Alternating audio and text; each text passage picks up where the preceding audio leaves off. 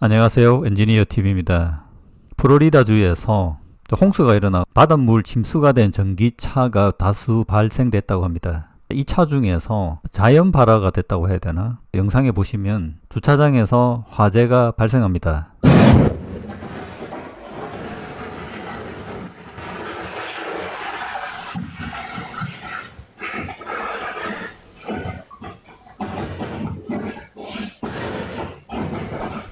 차량은 테슬라 모델 3 같은데요.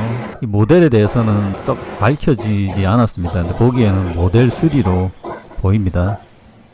밑에서 화재가 났고 특정한 위치는 파악하기는 쉽지 않아 보입니다. 해당 내용 조금 알아보겠습니다. 자, 이 부분에 대해서 여러 가지 댓글, 의견들이 있던데요.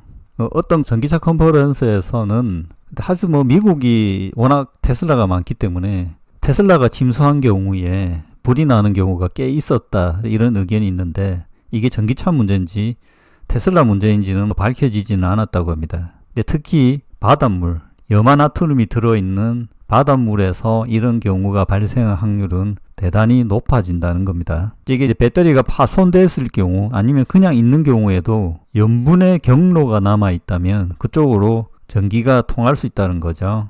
그런 형태가 지금 보면 이런 건데, 요거는 이제 전기를 아예 통해서 이렇게 놔두면 이렇게 이제 열이 발생해서 쇠도 녹일 수 있는 상황이 발생되는데, 이게 이제 이런 식으로 된다기보다 요 중앙에 바닷물이 있다고 하면 이런 현상이 일어날 가능성이 있다라는 겁니다. 그래서 이 부분에 대한 사례들, 대책 방안, 원인들은 미국 경우에는 거의 정리가 되어 있다고 합니다. 전기자동차는 홍수, 특히 바닷물에 노출되면 실제 화재 위험을 초래할 수 있다라는 거죠. 침수된 전기차의 화재 위험, 염수는 전도성이 매우 강해 보호실을 관통하게 되면, 일단 이게 방수 기능이 있는데 완벽하지는 않습니다. 침수되게 되면 셀의 단락을 일으킬 수 있다라는 거죠. 근데 침수로 인해서 물에 의해서 어떤 충격에 의해서 파손됐을 경우에도 가능하죠.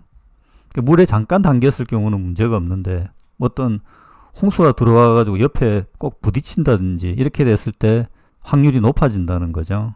그리고 지연된 점화, 나중에 점화가 될 수 있다는 겁니다. 그래서 특히 바다에 침수된 경우에는 정비소에서 확인할 필요가 있다는 겁니다. 이게 첫 번째 사례가 허리케인 이안 2022년에 11대의 EV 화재가 발생했는데, 이달리아 23년은 같이 발생했지만 숫자는 줄었다. 이건 아마 전기차도 업그레이드가 되었을 걸로 보입니다. 초기 전기차와 이전 전기차.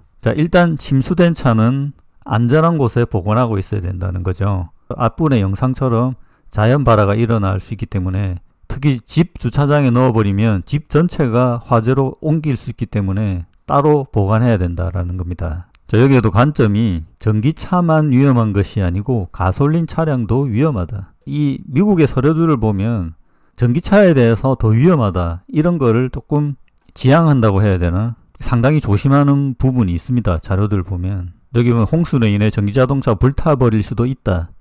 전문가들은 놀라지 않는다. 당연히 그럴 수 있다, 이렇게 보는 거죠. 내연차에서도 일어나기 때문에.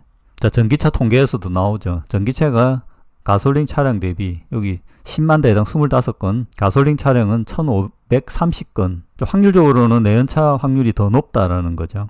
플로리다 이안 사례가 좀 더 자세히 나오는데, 최소 11대인데 실제 몇 대에서 몇 대가 발생됐느냐를 봐야 되겠죠. 일단 물 침투가 배터리 내부로 일어나면 문제라는 겁니다. 물 침투만 일어나지 않는다면 화재 위험성은 없다라고 봐야 되겠죠. 소금으로 인해 단락이 발생할 수 있다. 그러니까 이게 바닷물이 위험하다는 겁니다.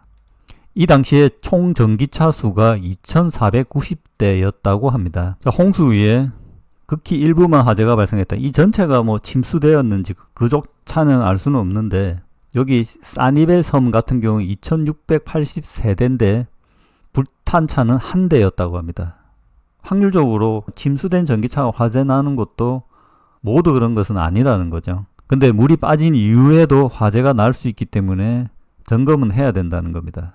침수된 경우에는 가솔린이나 전기차는 모두 안전하지 않다라고 보는 게 맞습니다. 이 영상은 재미로 좀 보고자 하는데, 오라라는 게 인도의 전기 스쿠터 회사입니다. 최근에 이제 4680 배터리도 만들려고 하는 기업인데 인도에서는 엄청 유명한 회사입니다. 어떤 사람이 이 스쿠터를 바다에 넣어서 지금 운행 테스트를 하는 거죠.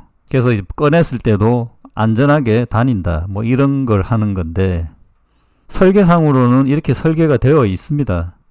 그런데 이게 완벽한 방수가 아니기 때문에 조금만 물이 들어갔을 경우에도 나중에 문제는 될 수 있습니다.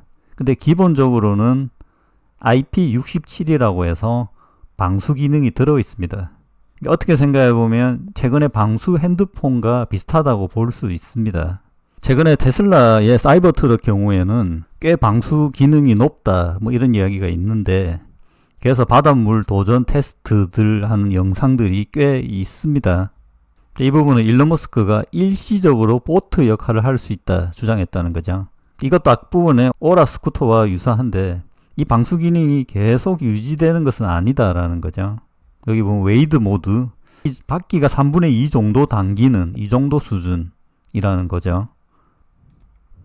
자, 이 영상은 홍콩에서의 모델 3 방수 테스트라고 해야 되나? 이 정도면 완전히 침수된 거죠. 이렇게 나왔을 때 괜찮을 수 있지만 혹시나 잘못 침수되면 화재가 날 수 있는 거죠.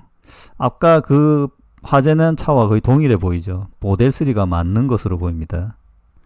어떻든 사이버 트럭은 방수 기능을 꽤 높인 것으로 판단됩니다.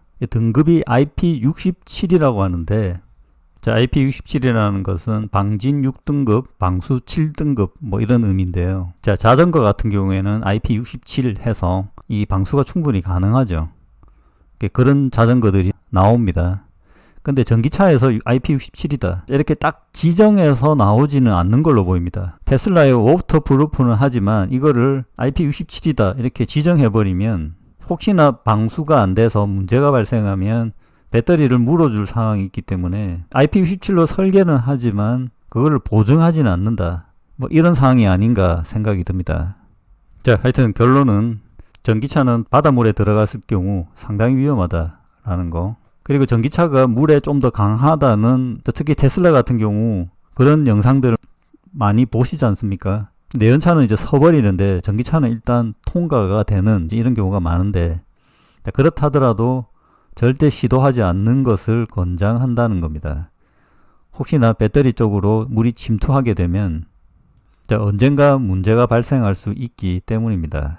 자, 그리고 전기차에 대해서 어느 정도 방수 등급을 하고 이걸 보증하는지에 대해서 아시는 분은 댓글로 알려주시면 감사하겠습니다. 마치겠습니다.